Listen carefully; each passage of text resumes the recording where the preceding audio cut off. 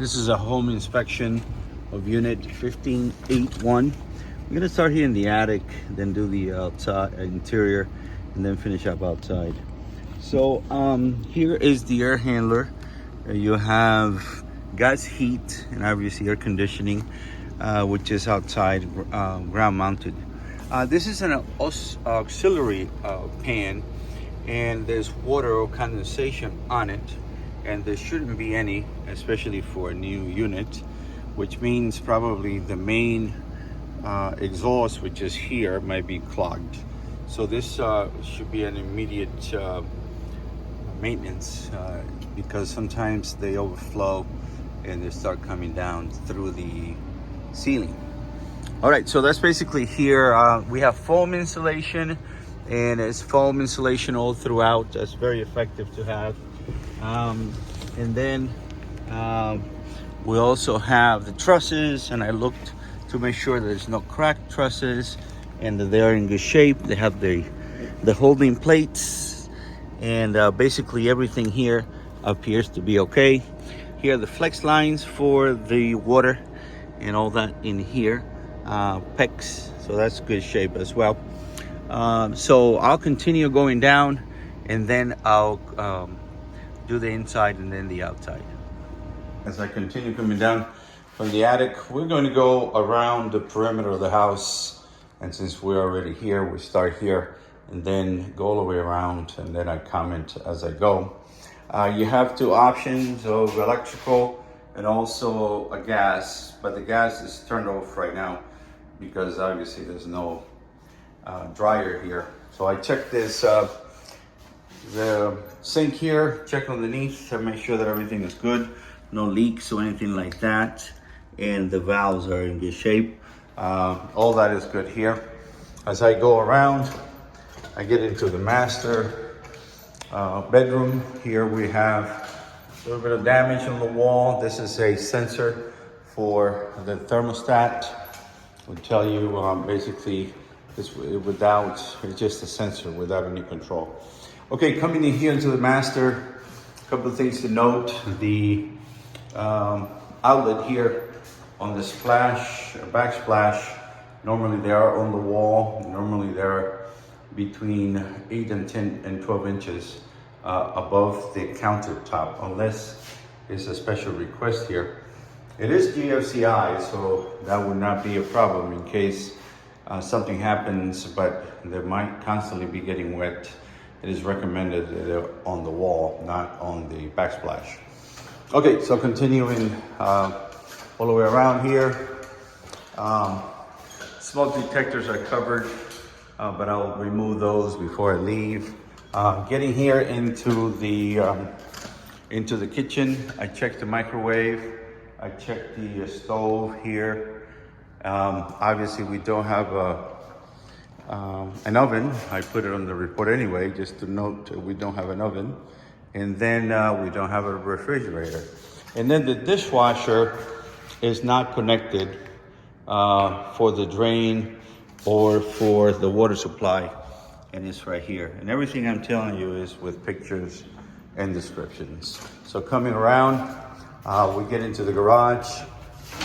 Here we have, I checked the garage door, and opens and closes. It's missing the switch, so I was able to just activate it right here like this. And we just need a switch here. And you can see the garage door opening and closing, no problem. I also included a video. We do have cracks on the slabs, pretty typical for post tension, but not this bad. So I usually recommend an epoxy to cover the damage, and that's probably would be a good idea to do. Okay, so going around, I'm going to go through the front so we get to see the garage on the other side. So let's close it again and go through here. And in all the bathrooms, we are missing the mirrors, and obviously it's pointed out, this outlet, floor mounted outlet, is loose, needs to be encased and then caulked and sealed. So here in this bathroom here, again, we're missing the mirrors. I check all that. And then on the walls, when we apply water to it, it is supposed to be where the walls are impermeable. In other words, they should have a sealant applied to it, and they shouldn't get wet that easily. So I wonder if the sealant is missing. So that might be something that could be verified with the builder. Okay, again, in this bathroom here, check the toilets, the sink. We are missing the mirror.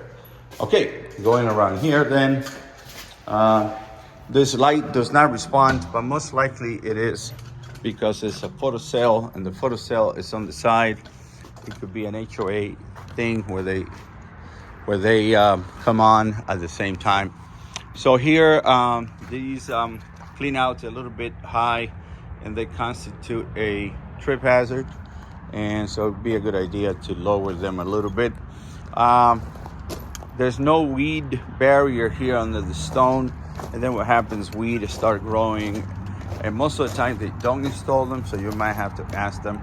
As you can see here, there's no weed barrier, and as you can see on your neighbor's yard, the weed is already taken over, and then at the same token, the gravel it starts getting into the soil, and then it becomes an absolute mess.